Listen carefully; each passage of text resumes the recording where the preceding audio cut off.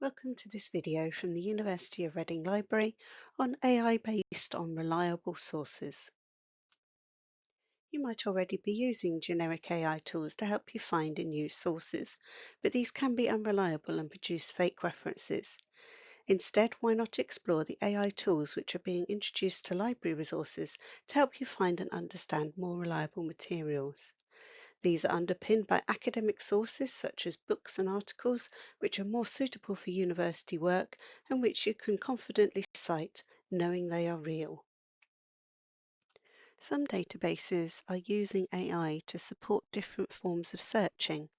So traditionally, we would tell you to pick out the keywords in your topic and search with those. But sites like EBSCOhost are now enabling you to do what's called natural language searching, also known as semantic searching on some websites. This allows you, instead of picking out keywords, to type in your topic and it will do the keyword picking out for you. So if we have a look at this show refined query, you can see the way that it's built in alternative words into our search and created a search statement as we would normally advise you to do if you're doing keyword searching. So instead of searching for actually just what we've typed, it's searched for what we mean and has added in those alternatives for us, which hopefully means we won't miss relevant references. And you can see my results below.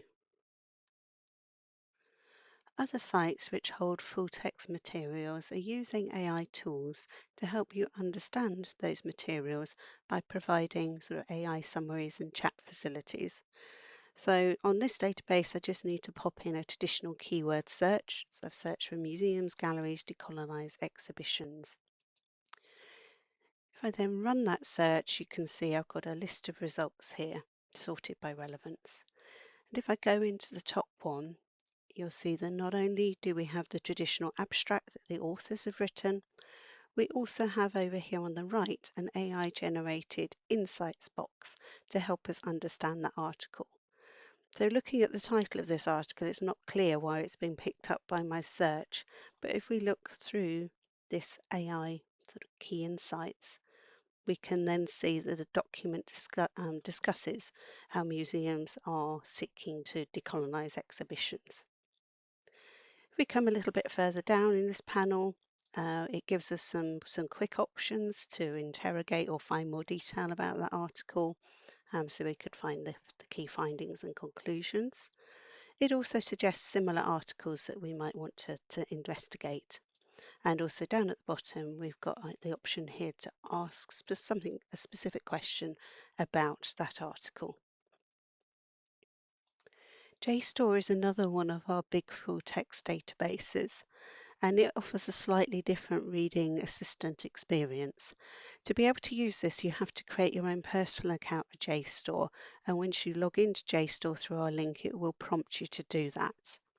So I'm doing a traditional keyword search for monarch butterfly habitat conservation, and it gives me a traditional set of results.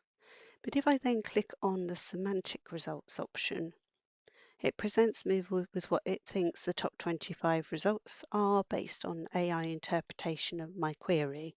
But also over here on the right, it gives me the option to interrogate those 25 results. And I can ask a specific question about those items. So down here, I can type in, so I want to know what are the best strategies for protecting monarch butterflies based on these papers. Oops, monarch butterflies.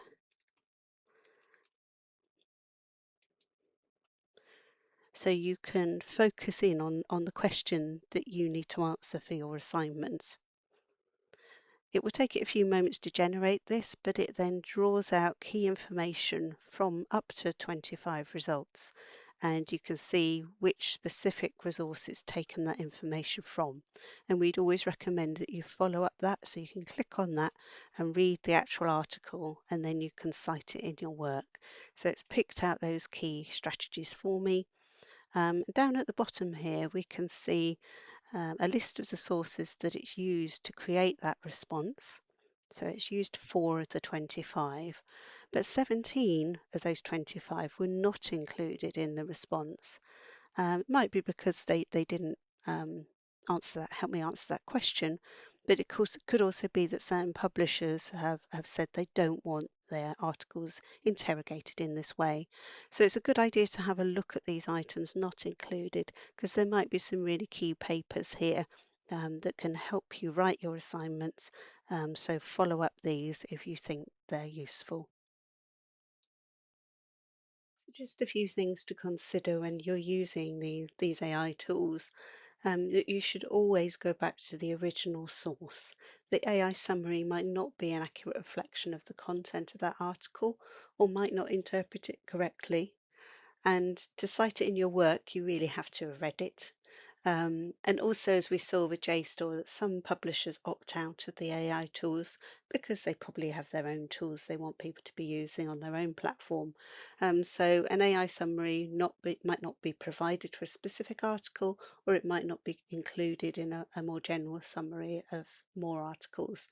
And this means you might miss key sources, so always be aware there might be a better article out there that you haven't picked up because it's been excluded from those AI tools.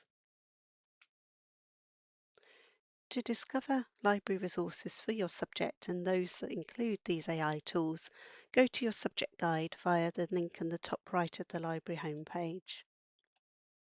Find your subject in the list and then go to the key resources page. On this page, you will find a list of the key databases for your subject, and if they have an AI facility, whether that's the natural language searching or a reading assistant, it will have a little AI icon next to it. So look for that and you'll know there will be some kind of AI assistant within that database. If you need further support with finding and using resources in your work, please contact your academic liaison librarian. You can email them with quick queries or you can make an appointment, which can be online or in person in the library.